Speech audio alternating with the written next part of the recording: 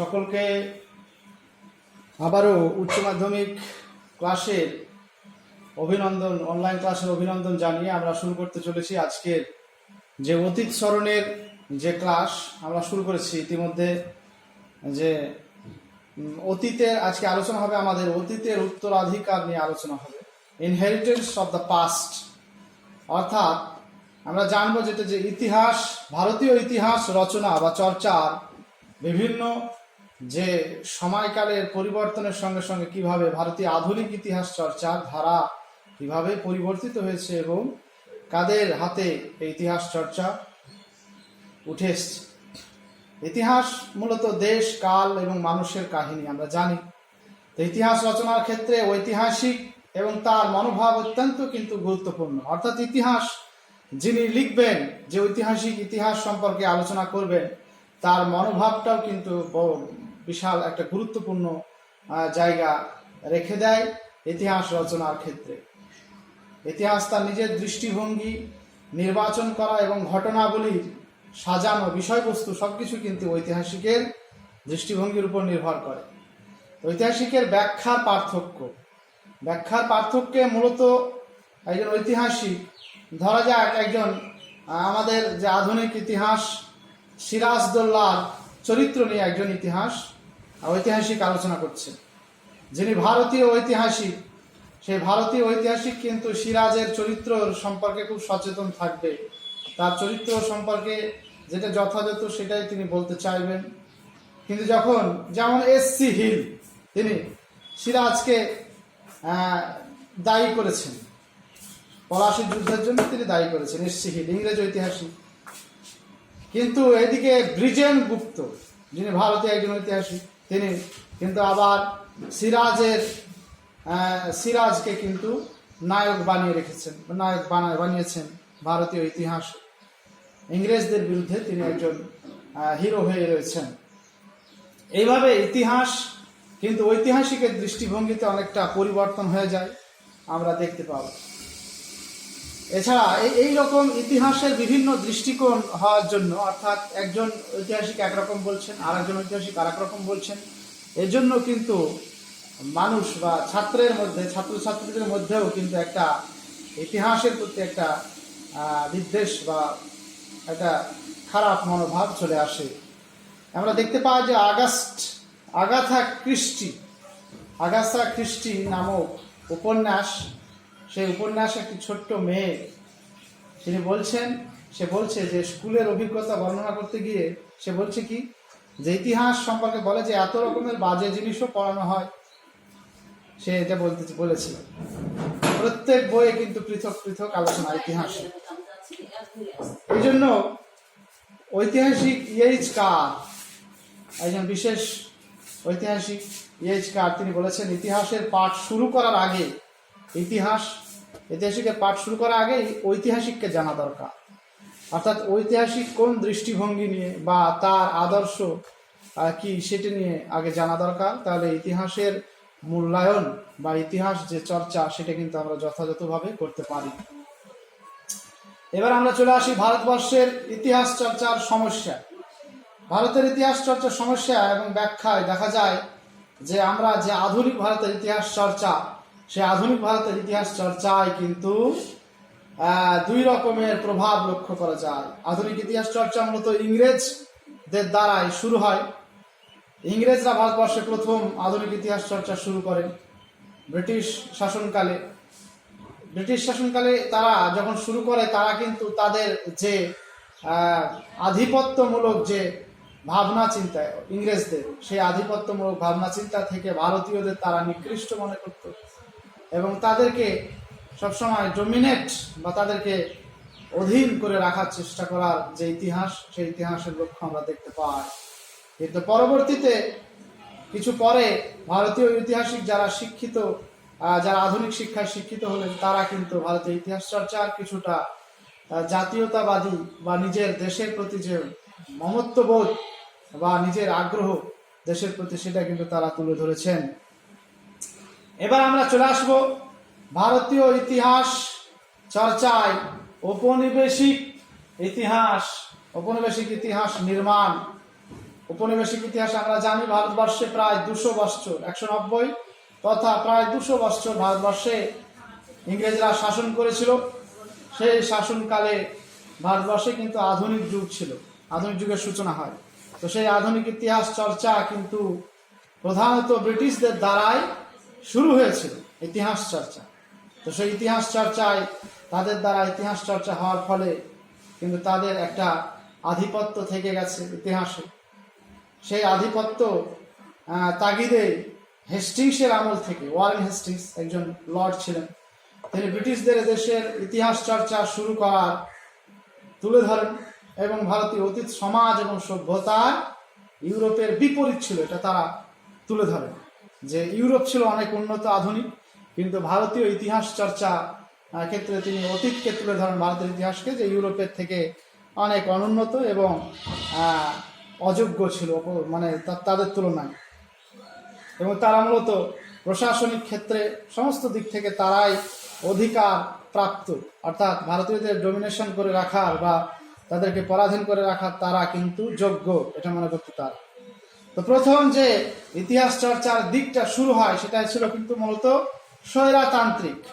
আমরা দেখব যে প্রথম ইতিহাস চর্চার যে তত্ত্ব তারা প্রথম শুরু করেন ব্রিটিশরা, সেটা ছিল মূলত স্বৈরাচারী তত্ত্বমূলক, অর্থাৎ ভারতীয়দের উপর একটা আধিপত্য বিস্তার করার তাদের একটা মানসিকতা ছিল। তাদের শ্রেষ্ঠত্ব, শ্বেতাঙ্গ বা সাদা চামড়ার মানুষ, তাদের যে শ্বেতাঙ্গ মানসিকতা, সেই মানসিকতা কিন্তু ইতিহাসের রচনাতেও তারা তুলে ধরেন এবং তাদের শ্রেষ্ঠত্ব তারা তুলে ধরেন। 1770 খ্রিস্টাব্দে একটা বিখ্যাত রচনা আলেকজান্ডার ডাফ, তিনি তার হিস্ট্রি অফ হিন্দুস্তান গ্রন্থে এরকম তিনি শ্বেতাঙ্গদের উচ্চ আর কি পর্যায়ে নিয়ে এসে ভারতীয়দের কৃষ্ণাঙ্গদের সমালোচনা করেছেন। এটা দেখলাম আমরা স্বৈরতান্ত্রিক তত্ত্ব। এবার চলে আসবো আমরা এশিয়াটিক সোসাইটি, প্রতিষ্ঠিত হয় এটা 1784 খ্রিস্টাব্দে। ভারতীয় ইতিহাস চর্চা এবং গবেষণাগার কেন্দ্র Warren Hastings, Lord Warren Hastings এটা প্রতিষ্ঠা করেন এবং স্যার উইলিয়াম জোন্স এর সহায়তায় এই এশিয়াটিক সোসাইটি প্রতিষ্ঠিত হয়। এই প্রতিষ্ঠানের উদ্যোগে ভারতের ইতিহাস সম্পর্কে গবেষণা শুরু হয় এবং গবেষণামূলক পত্রিকাও শুরু হয়েছিল এশিয়াটিক সোসাইটির মাধ্যমে। এরপরে চলে আসবো আমরা খ্রিস্টান মিশনারি। ভারতে যারা ওই বিদেশ থেকে, ইউরোপীয় দেশগুলা থেকে খ্রিস্টান ধর্মের প্রচারের উদ্দেশ্যে যে সমস্ত মিশনারিরা এসেছিল, তারাও কিন্তু ভারতীয় ইতিহাস চর্চার শুরু করেছিল। এক্ষেত্রে আমরা দেখেছি যে ব্যাপটিস্ট মিশন, সেই ব্যাপটিস্ট মিশন এবং শ্রীরামপুর মিশন, এই সমস্ত মিশনগুলা তারা ইতিহাস চর্চা বা গবেষণার কাজ শুরু করেন। 1800 খ্রিস্টাব্দে ব্যাপটিস্ট মিশন প্রতিষ্ঠিত হয়। স্যার উইলিয়াম কেরি, তারপরে মার্শম্যান ওয়ার্ড, এরা ইতিহাস চর্চা শুরু করেন খ্রিস্টান মিশনারিদের উদ্যোগে। এরপরে চলে আসবো আমরা কর্মচারী প্রশিক্ষণ কলেজ। ভারতের যে আমলা যারা প্রশাসনিক ক্ষেত্রে যাদেরকে নিয়োগ করা হতো, চাকরি দেওয়া হতো, তারাও কিন্তু এই ভারতীয় ইতিহাস চর্চা ব্রিটিশ কর্মচারীদের ভারতীয় ভাষা এবং ইতিহাস শিক্ষা দেওয়ার উদ্দেশ্যে ভারতীয়দের ইংরেজ শাসক লর্ড ওয়েলেসলি একটা কলেজ প্রতিষ্ঠা করেন কলকাতায়। যে কলেজটির নাম ছিল ফোর্ট উইলিয়াম কলেজ। 1800 খ্রিস্টাব্দে প্রতিষ্ঠিত হয়েছিল ফোর্ট উইলিয়াম কলেজ। সেখানে কিন্তু এই যারা সার্ভিস বা চাকরি পেত, বর্তমানে এখন যেরকম আইএএস অফিসার যারা, তাদেরকে যেরকম ট্রেনিং দেওয়া হয়, দেশেও ট্রেনিং দেওয়া হয়, বাইরে ট্রেনিং দেওয়া হয়, সেরকম সেই সময়ও ভারতীয় আমলা বা আইসিএস অফিসার যারা ছিল সেই সময়, তাদেরকে ট্রেনিং দেওয়ার জন্য কলকাতায় একটি কলেজ প্রতিষ্ঠিত হয়েছিল, যার নাম হচ্ছে ফোর্ট উইলিয়াম কলেজ। 1800 খ্রিস্টাব্দে সেখানে কিন্তু ভারতীয় ইতিহাস নিয়ে আলোচনা করা হতো এবং তাদের সেই ইতিহাস পড়ানো হতো যে ভারতীয়রা ঐতিহাসিক দিক থেকে ইউরোপীয়দের কাছ থেকে অনেক পিছিয়ে ছিল এবং তারা সত্যি পরাধীন থাকার যোগ্য ছিল, এটা বলা হয়েছে। এক্ষেত্রে মৃত্যুঞ্জয় বিদ্যালঙ্কার তার রাজাবলী গ্রন্থ রচনা করেন। রামা বসু প্রতাপাদিত্য চরিত্র রচনা করেন। ফোর্ট উইলিয়াম কলেজ কিন্তু পরবর্তীতে আবার ইংল্যান্ডে চলে যায়। ইংল্যান্ডে একটা শহর, হেইলেবেরি শহর, সেখানে চলে গিয়ে সেখানে এই ফোর্ট উইলিয়াম কলেজটা যে ট্রেনিং কলেজ, সেটা কিন্তু ইংল্যান্ডে চলে গিয়ে হেইডেলবেরি কলেজ নামে পরিচিত হয় এবং সেখানে কিন্তু ট্রেনিং ব্যবস্থাটা চলে যায়। এবার আমরা একজন বিখ্যাত ভারতীয় যে আধুনিক ইতিহাস চর্চার শুরু করেছিলেন ব্রিটিশ ঐতিহাসিক, তার নাম হচ্ছে জেমস মিল। তিনি ভারতীয় ইতিহাস রচনার ঔপনিবেশিক ঐতিহাসিকদের মধ্যে সব থেকে উল্লেখযোগ্য ছিলেন জেমস মিল। কিন্তু তার সেই ইতিহাস রচনা যেটা 1817 খ্রিস্টাব্দে তিনি শুরু করেছিলেন, জেমস মিলের রচনা 1817 খ্রিস্টাব্দে তার গ্রন্থ লেখার নাম হচ্ছে হিস্ট্রি অফ ব্রিটিশ ইন্ডিয়া। সেখানে কিন্তু তিনি ভারতীয় জাতি বিদ্বেষমূলক একটি ইতিহাসের ধারাকে তুলে ধরেছিলেন। অর্থাৎ ভারতীয় ইতিহাসকে আমরা যেভাবে জানি যে প্রাচীন যুগ, মধ্যযুগ এবং আধুনিক যুগ, সেটাকে থেকে তিনি বেরিয়ে এসে ভারতবর্ষে কিন্তু 3টি যুগ তিনি নির্বাচন করেন। সেটা হচ্ছে প্রথম হচ্ছে হিন্দু যুগ, তারপর হচ্ছে মুসলিম যুগ এবং খ্রিস্টান যুগ। এবং খ্রিস্টান যুগটাকে তিনি কিন্তু অনেক উচ্চ পর্যায়ে নিয়ে যান এবং এটাকে আধুনিক সভ্যতার নিদর্শন বলে তুলে ধরেন এবং ব্রিটিশদের অনেক উঁচু পর্যায়ে তিনি তুলে ধরেন জেমস মিল। এবার আমরা দেখব যে হিন্দু মুসলিম বিভাজনের ইতিহাস কিন্তু তারা ওই ব্রিটিশদের দ্বারাই কিন্তু প্রথম সৃষ্টি হয়। তারা নিজেদের শাসনকে সুপ্রতিষ্ঠিত করতে এবং ভারতকে স্থায়ীভাবে ব্রিটিশদের রাজত্ব প্রচলিত রাখার জন্য ভারতীয় দেশীয় মানুষকে তারা বিভাজনের নীতি গ্রহণ করে। ডিভাইড অ্যান্ড রুল পলিসি যেটাকে বলা হয়, সেই divide and rule policy James Mill কিন্তু তার ইতিহাস চর্চার মধ্যে তুলে ধরেছিলেন। যে খ্রিস্টান যে যুগ চলছে, অর্থাৎ ভারতবর্ষের যে ব্রিটিশ শাসন চলছে, সেই শাসনকালে কিন্তু ভারতবর্ষ অনেক উন্নত এবং আধুনিক সভ্যতার দিকে এগিয়ে চলেছে, এটাই তিনি তুলে ধরতে চেয়েছেন। এবং ভারতীয় সভ্যতা, পুরনো সভ্যতাগুলোকে তিনি নিকৃষ্ট বা তুলনামূলকভাবে অনুন্নত দেখিয়েছেন। হিন্দু মুসলিমের বিভাজন তিনি তুলে ধরেছেন এবং ভারতের মধ্যে জাতি বিদ্বেষটাকে তিনি প্রথম তুলে ধরার চেষ্টা করেছেন। এবার আমরা আসবো ঊনবিংশ শতকের ইতিহাস চর্চা। ঊনবিংশ শতক মানে আমরা জানি যে 1801 থেকে 1900 খ্রিস্টাব্দ সময়কালকে বলা হয় ঊনবিংশ শতক। এই ঊনবিংশ শতকে বেশ কয়েকজন ইংরেজ ঐতিহাসিক, বিদেশি ঐতিহাসিক তার ইতিহাস রচনার কাজে মনোনিবেশ করেন। এদের মধ্যে মার্ক উইলক্স রচিত historical sketches of the south of India, তারপর জেমস গ্র্যান্ট তার রচিত history of Maratha, James Tod রচিত annals and antiquities of Rajasthan, William Hunter রচিত অ্যানালস অফ রুরাল বেঙ্গল। অনেকগুলো গ্রন্থ কিন্তু এই সময় ঊনবিংশ শতাব্দীতে ইংরেজদের দ্বারা কিন্তু এই সময় 19 শতাব্দীর শেষ এবং প্রথম দিকে কিন্তু এই সমস্ত বই তারা ইতিহাস গ্রন্থ তারা লেখে। এবার চলে আসবো আমরা উপনিবেশিক শাসনকালে বিংশ শতক, অর্থাৎ 1901 থেকে যে পর্যন্ত তারা ভারতবর্ষে রাজত্ব করেছিল 1947, সেই সময়কার কিছু কিছু ঐতিহাসিক ভারতবর্ষে এখনো তাদের ইতিহাস নিয়ে অনেক আলোচনা হয়। তাদের মধ্যে উল্লেখযোগ্য ছিলেন ভিনসেন্ট স্মিথের নাম আমরা অনেক শুনেছি। তার আর্লি হিস্ট্রি অফ ইন্ডিয়া গ্রন্থ 1908 খ্রিস্টাব্দে প্রকাশিত হয় এবং অক্সফোর্ড হিস্ট্রি অফ ইন্ডিয়া তারই রচনা। পি রবার্টস রচিত history of British India to the end of the India গ্রন্থ, দ্য ইস্ট ইন্ডিয়া কোম্পানি। তারপর ডডওয়েল রচিত Cambridge history of India, Keith রচিত কনস্টিটিউশনাল হিস্ট্রি অফ ইন্ডিয়া 1936 খ্রিস্টাব্দে প্রতিষ্ঠিত তারা কিন্তু রচনা করেন। এইভাবে ভারতবর্ষে উপনিবেশিক শাসনকালে ব্রিটিশ ইতিহাস চর্চা এইভাবে পরস্পর অনুযায়ী তারা কিন্তু ইতিহাস তারা রচনা করেছিল। ভারতবর্ষের আধুনিক ইতিহাস চর্চা তাদের দ্বারাই কিন্তু প্রথম শুরু হয়েছিল। এবার আমরা ব্রিটিশদের শাসনকালে ব্রিটিশদের দ্বারা তাদের ইতিহাস চর্চা নিয়ে জানলাম। এখন আমরা জানবো ভারতীয় যে দেশীয় ইতিহাস চর্চা। এটা আমরা জানলাম উপনিবেশিক ইতিহাস চর্চা, কিন্তু ভারতীয় যারা আমাদের দেশীয় ঐতিহাসিক যারা সেই সময় আধুনিক শিক্ষা গ্রহণ করার পর ভারতীয় ইতিহাস রচনায় তারা মনোনিবেশ করেন, তাদের নিয়ে আমরা কয়েকটা ধারা নিয়ে ইতিহাসের গবেষণা নিয়ে আমরা আলোচনা করব। এবার ভারতের যে ইতিহাস গবেষণায় যারা মনোনিবেশ করেন দেশীয় ঐতিহাসিক, তাদের মধ্যে কিন্তু একটা বড় সমস্যা দেখা দিয়েছিল যে তাদের মধ্যে একটা জাতীয়তাবোধ বা ধর্মীয় ভাবনা চিন্তা তাদের মধ্যে কিন্তু একটা বিভেদের সৃষ্টি করেছিল। যদিও তারা দেশের স্বার্থে ইতিহাস রচনা করেছিলেন বা দেশের জিনিসগুলাই তুলে ধরেছিলেন, কিন্তু তাদের মধ্যে একটা বিভেদের প্রাচীর কিন্তু উঠে আসে। সেই প্রাচীর নিয়ে আমাদের আলোচনাটা এগোতে হবে।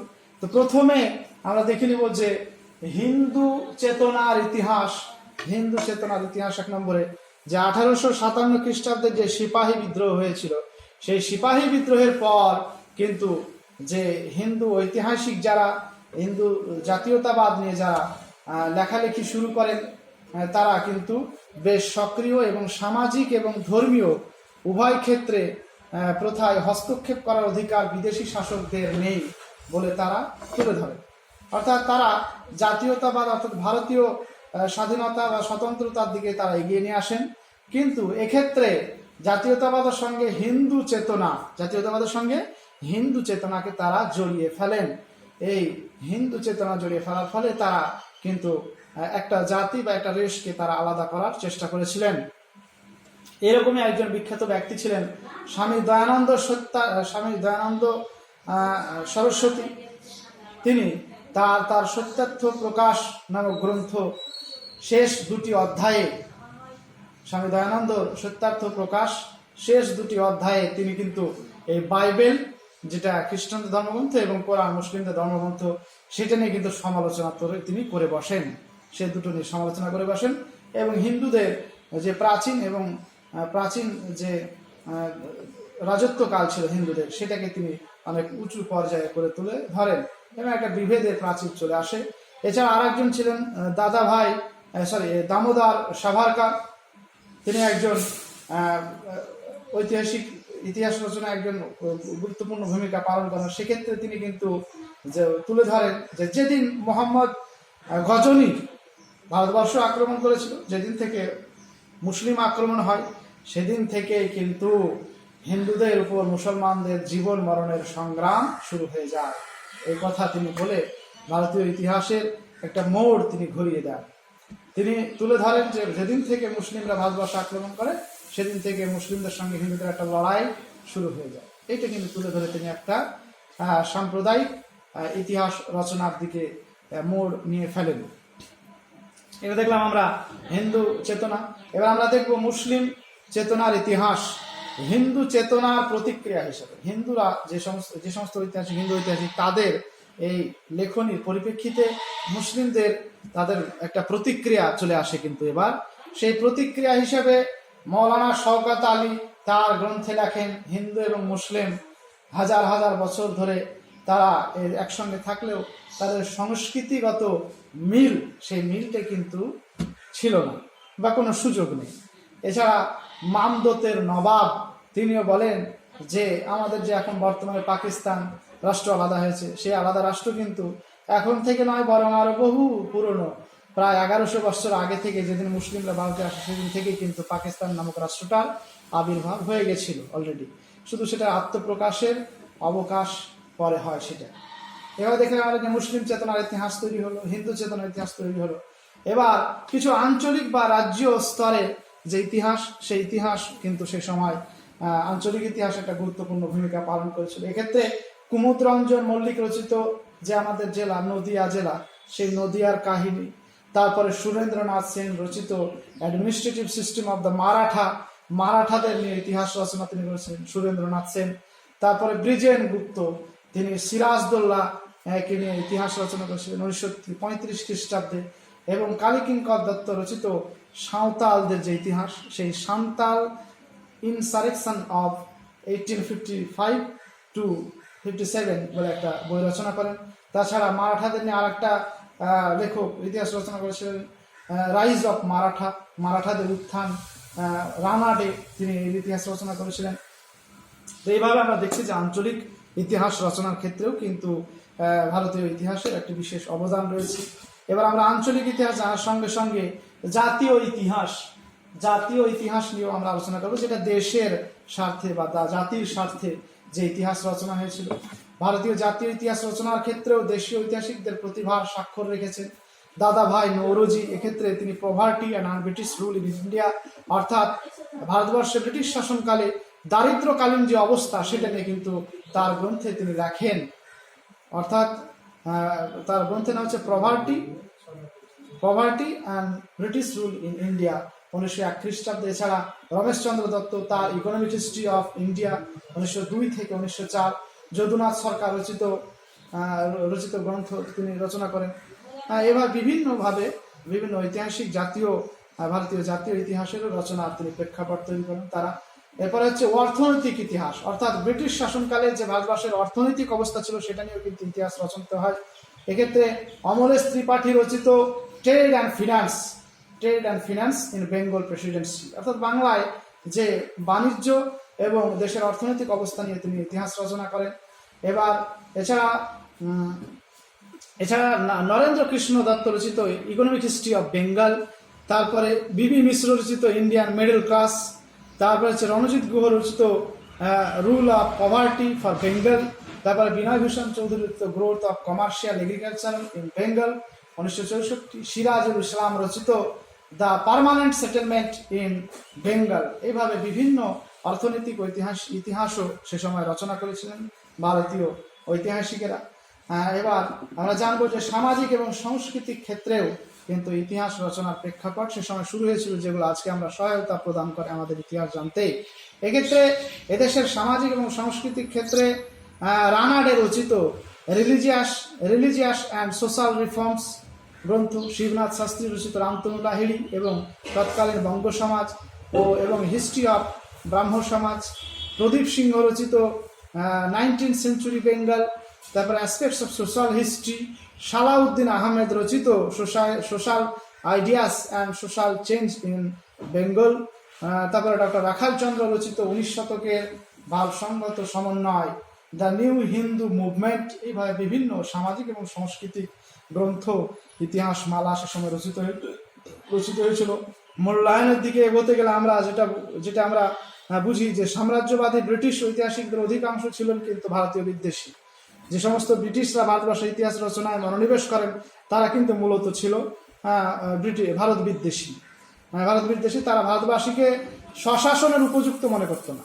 ভারতীয়দেরকে তারা নিজেদের দেশ চালাতে পারে এটা তারা মনে করতেন না।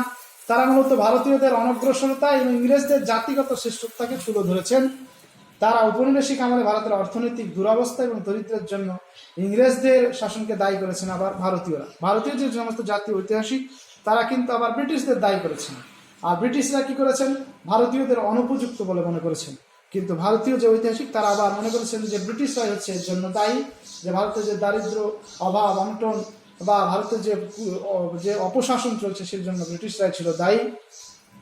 তবে রমেশচন্দ্র মজুমদার, নরেন্দ্র কৃষ্ণ সিংহ এবং কালীকিঙ্কর দত্ত প্রমুখ জাতীয়তাবাদী ইতিহাস রচনার যে ধারা সৃষ্টি করেছিল তা পরবর্তীকালে